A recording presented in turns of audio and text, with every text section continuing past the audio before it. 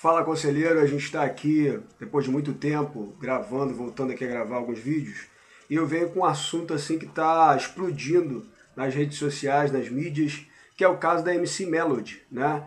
Que tem um paizinho lá que todo mundo está questionando com relação se ele está fazendo certo, se ele está fazendo errado. É bom saber, vou mostrar o vídeo para vocês, dá uma olhadinha aí, como que ele se comporta, o que ele faz com a filha dele, levando ela para alguns shows e tal.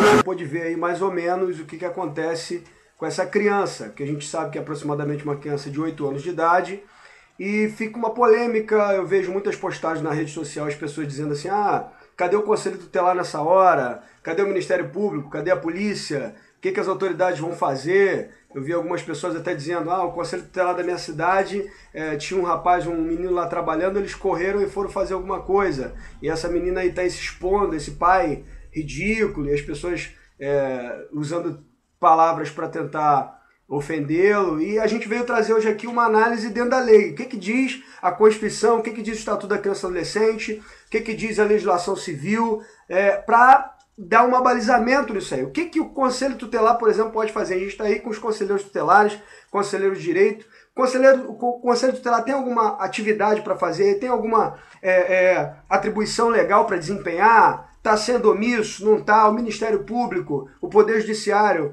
Então a gente vem trazer um apanhado geral aqui. E eu gostaria de começar, como a gente sempre diz, pelo começo. A gente está falando de um pai que está colocando uma menina, uma criança, para se expor nos shows, tal. O que tem de legal nisso? O que tem de errado? E eu tenho um amigo que sempre diz que quando o Conselho Tutelar tem que atuar, ele precisa se perguntar uma coisa, que é o Sérgio Teixeira, um grande amigo nosso da Associação de Conselheiros do Estado do Rio, da equipe técnica. Ele diz o seguinte: quando o conselheiro vai atuar, ele precisa primeiro se perguntar qual o direito violado? Qual o direito violado em cada caso? Porque quando ele souber qual o direito violado, ele vai ver se tem alguma medida protetiva para aplicar. Porque se não houve nenhum direito violado, não existe medida para aplicar, não existe encaminhamento para fazer, não existe representação para fazer.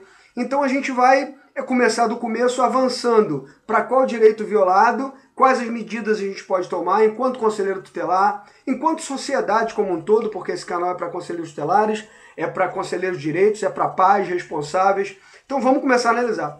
Primeira coisa que a gente tem é o artigo 21 do Estatuto. O artigo 21 do Estatuto ele dá o balizamento para dizer o que o pai tem, o que a mãe tem. A gente já falou isso aqui em vídeos anteriores, que é o poder familiar.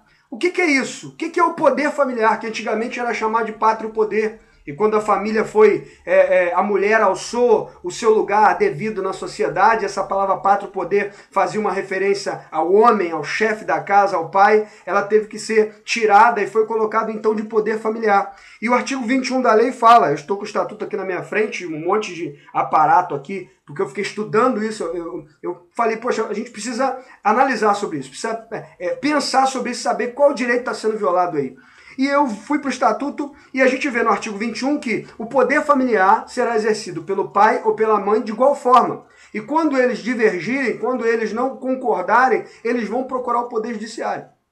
Então a primeira coisa a se ver é que esse pai, ele detém o poder familiar sobre essa criança. Mas de que forma ele está exercendo isso? Ele está se equivocando em algum momento? Ele tá abusando do seu poder familiar? Ele tá levando essa criança para situações, violando o direito dessa criança? E é isso que a gente vem aqui tentar responder. E aí a gente pega o Estatuto desde o início, né? Primeiro o artigo 6º, eu vou ter isso no artigo 3º, por exemplo, o artigo 3º. A criança ou adolescente goza de todos os direitos fundamentais. Aí lá embaixo diz: desenvolvimento físico, mental, moral, espiritual, social em condições de liberdade e dignidade. Então aí a gente já avalia um direito violado. A questão do desenvolvimento mental, desenvolvimento moral, a liberdade, a dignidade, a liberdade não, mas a dignidade. E aí eu vou para o artigo 4º, só para fazer um apanhado geral. A gente tem aqui o dever da família, é dever da família, da comunidade, da sociedade em geral, do poder público, ou seja, é dever de todos nós. E por isso todo esse clamor na mídia não é ilegítimo. É dever da sociedade reclamar essas coisas, apontar essas coisas. Porque se a sociedade não apontar, não vai chegar para os órgãos competentes para que eles possam aí tomar as atitudes legais. Se o conselho tutelar da localidade daquele pai, daquela criança, da MC Melody, não for comunicado, é claro, as pessoas vão dizer, mas isso agora chegou à mídia. Mas tem casos que não chegam. O caso que chegou à mídia é esse caso específico. Mas tem diversos casos que não chegam. E às vezes quando chega, a pergunta é, será que o Conselho Tutelar sabe agir nesse momento? Então é o que a gente pretende responder aqui. É dever desse grupo, da família, da comunidade, da sociedade em geral, do poder público, assegurar com absoluta prioridade. Aí no final do artigo diz assim, o direito à alimentação, educação, esporte, lazer, profissionalização, cultura, dignidade e ao respeito. E aí, lá na frente, no artigo 15, a gente vai pormenorizar essa questão do respeito, a liberdade, a convivência familiar e comunitária. Eu estou fazendo um apanhado geral aqui para a gente avançar. O artigo 5º diz, nenhuma criança será objeto de qualquer forma de negligência, discriminação, exploração. E aí tem um questionamento sobre a exploração do trabalho. Eles deram uma entrevista recentemente do programa Super Pop da Luciana Gimenez e ele falou, todo mundo que... Eu estou cobrando os cachês, porque todo mundo que trabalha merece o dinheiro. Ele relatou essa frase lá. Então, tem uma questão de trabalho sendo questionada. Opressão, punido na forma da lei, qualquer atentado por ação ou omissão, ou seja, nesse caso seria uma ação, ele está levando a criança. E aí o artigo mais... importante para a gente analisar, que é o 6º. O 6º, ele é um artigo sensacional, quando ele diz, na interpretação dessa lei, levar-se-ão em conta os fins sociais a que ela se dirige, a gente está falando de estatuto, da Lei 8.069, de 13 de julho de 1990, uma lei federal que regra sobre a área da infância, as exigências do bem comum, os direitos e deveres individuais e coletivos, a condição peculiar da criança e do adolescente como pessoas em desenvolvimento. E o foco da questão está aí. Porque em todo momento, nas entrevistas, nas falácias nas redes sociais, nas ameaças e calúnias de lá para cá, não está se levando em conta que ela é uma criança em condição peculiar de desenvolvimento. É um sujeito em condição peculiar de desenvolvimento. Não é um adulto. O pai, a mãe, os tios, a família extensa não pode fazer todas as vontades de uma criança. Achar que tudo que ela quer é o correto e tudo que ela não quer não deve se fazer. Então ela tem que se analisar que a criança, para interpretar a lei, para interpretar os princípios referentes à área da infância, tem que considerar que a criança é um sujeito em condição peculiar de desenvolvimento. Então não importa se a MC Melody quer, que ela gosta, se ela sente prazer nisso, precisa ser preservado direitos que não está se levando em conta. A gente está fazendo uma análise tão somente legal. Aqui não estamos levando em conta a questão moral, religiosa, não a moral do ponto de vista da moral religiosa, da moral das comunidades específicas, porque existe também o princípio da moralidade. E a criança tem direito a ter a sua moral preservada. E a questão moral do princípio da legalidade é uma questão de ética, uma questão de honesto e desonesto. Se é ético ou se é antiético. Então, a questão da moral aí entra como uma questão não religiosa ou de um grupo de pessoas especificamente, mas uma questão moral jurídica, uma questão moral de legalidade. E a gente avançando do artigo 6º, e aí eu avancei vários artigos aqui, os que nos interessavam, a gente tem o artigo 5º. Perdão, o artigo 15º, que diz assim, a criança ou adolescente tem direito à liberdade, ao respeito, olha o respeito voltando aí, à dignidade como pessoas humanas em processo de desenvolvimento e como sujeitos de direitos civis, humanos e sociais garantidos na Constituição e nas leis. A gente falou do artigo 21 e falou que o pai e a mãe vão exercer o poder familiar de igual forma nos termos da legislação civil. Tem que se observar isso lá.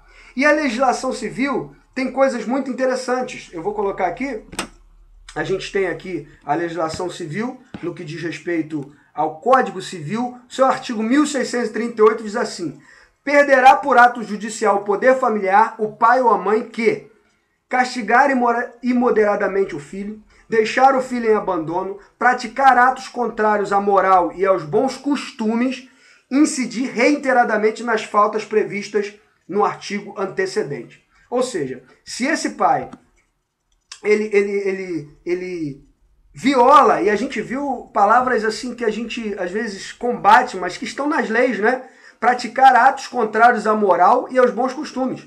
E a gente não está falando moral e bons costumes do ponto de vista religioso, e volto a repetir, de um grupo específico, mas aquilo que a sociedade tem como acordado, aquilo que está na jurisprudência, aquilo que está nas leis. E é o que a gente está abordando em cada artigo aqui, reiteradamente. Aí a gente vai ter o artigo 17, que é o que vai dar um conceito fundamental para esse caso da MC Melody, que é: o direito ao respeito consiste na inviolabilidade da integridade física, psíquica e moral, olha a palavra moral voltando aí, da criança e do adolescente, abrangendo a preservação da imagem. A preservação da imagem. Então o direito ao respeito, ele incide diretamente na preservação da imagem, que é tudo que não está aí sendo preservado. A imagem dessa criança. Colocando ela numa situação de constrangimento, e eu separei uma outra palavra aqui, que o artigo 18 diz assim: é dever de todos. É seu dever que está aí na rede social, é seu dever conselheiro tutelar, é seu dever funcionário público, é dever daquele pai velar, e pulou aqui, velar pela dignidade da criança e do adolescente, pondo-os a salvo de qualquer tratamento desumano, violento, não é nenhum dos dois casos, aterrorizante, vexatório ou constrangedor. E para significado de vexatório, a gente tem o dicionário, né? E o dicionário diz que vexatório é que causa ou imputa vexame a alguém. Quando a gente está falando de uma criança, ela é um sujeito em condição peculiar de desenvolvimento. Ela não vai ter o discernimento para avaliar o que é vexatório ou não.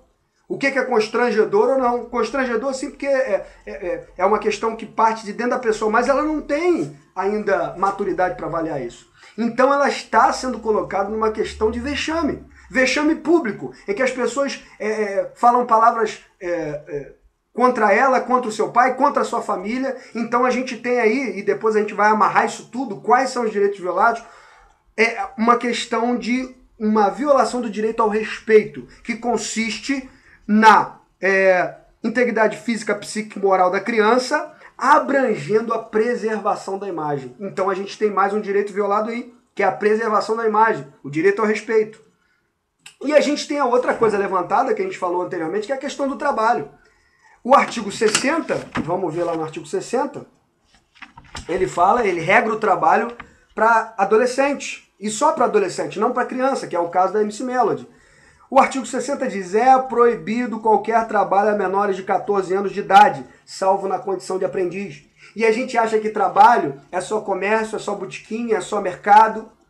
Trabalho artístico também é trabalho. Artista também tem direitos trabalhistas. Artista também tem CLT. Artista também tem sindicato. E o pai falou na entrevista da Luciana Gimenez claramente que ela estava, se ela ia trabalhar, ele ia cobrar cachê. Porque se ela estava fazendo show, tinha que cobrar cachê porque ela estava trabalhando, e todo mundo merece o devido retorno quando trabalha. Então, mais uma questão aí. E a gente avança para uma outra questão, que é assim, nesses shows que você acabou de ver aí, ela participando, se ele tem conseguido o alvará judicial, porque a gente vai ver no artigo 149, que é competência, vamos dar uma olhada só no caput de artigo, é competência do juiz da infância, compete à autoridade judiciária, artigo 149, disciplinar através de portaria ou autorizar mediante alvará. Vou ler os incisos que nos interessam. O inciso primeiro: a entrada e permanência de crianças ou adolescentes desacompanhados dos pais ou responsáveis, e acompanhados também nas questões de certames de beleza, espetáculos públicos ou ensaios, ou seja, uma série de questões. Será que é um local adequado para essa criança estar? Será que é um local que tem uma portaria judicial da idade, da faixa etária? Será que esse pai sabe disso? Será que está sendo observado esse direito? Então, assim, pra gente... O vídeo está ficando grande, para a gente fechar, e tem muita coisa aqui para falar, a gente vai analisar o seguinte: quais os direitos violados que a gente pode achar aí? Primeiro, O direito à moral e ao respeito, que como a gente viu, abrange a questão da preservação da imagem, abrange a questão do que é ético, o que não é ético, o que é moral e o que é imoral. O segundo direito violado, a gente pode dizer que é a exploração do trabalho, porque se ela está trabalhando, está ganhando cachê, isso é uma questão irregular, não poderia estar, não tem idade para estar. Ela poderia estar cantando, poderia estar participando de uma coisa, mas não nessa condição de trabalho que ele já está querendo colocá-la precocemente. A gente tem um terceiro aí, uma terceira coisa para analisar, o acesso a locais de espetáculos, que a gente acabou de falar.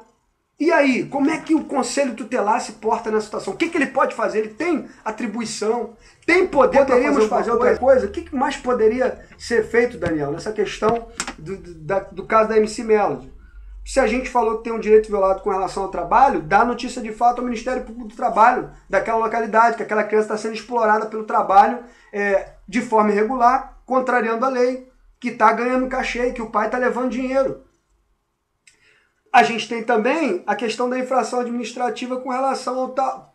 Possivelmente, isso é uma subjeção, é uma questão de analisar o caso especificamente, aí teria que notificar o pai no Conselho Tutelar, avaliar a questão se ela está naqueles locais próprios para a idade dela. Parece que não, pelo vídeo que a gente acabou de mostrar. E aí caberia uma notícia de fato ao Ministério Público por infração administrativa. Isso está previsto na atribuição do Conselho, no inciso 4º do artigo 136. Dar notícia de fato ao Ministério Público por infração administrativa ou penal.